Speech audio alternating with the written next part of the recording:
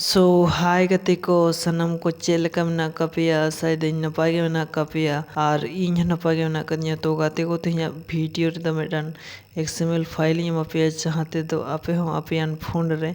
2 minute खुना 5 minute भीतर रे स्टेटस वीडियो नवा शेयर मारना पे तैयार दड़े तो सनाम खन मांग ते अब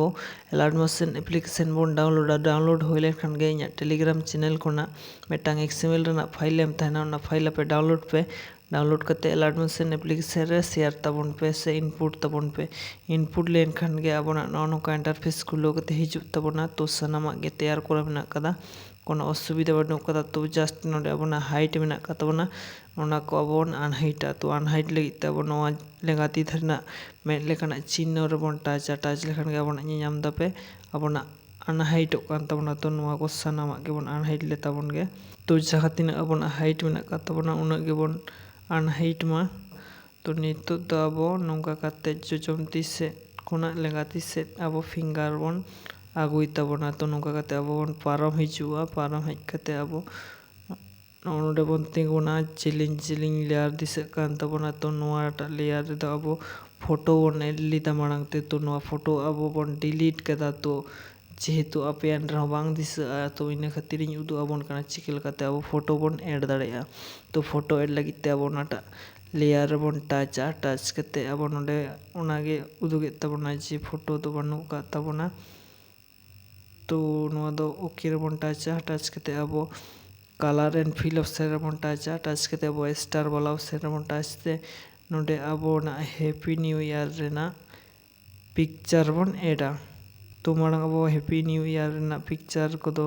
गूगल किंबा प्रिंटरेस एप्लीकेशन खुना बन डाउनलोड करते अब नोडे बन एडा तो एड लगी तो मांग अब बन टाच कते अब प्लस रे टाच कते अब फोटो बन एड गोका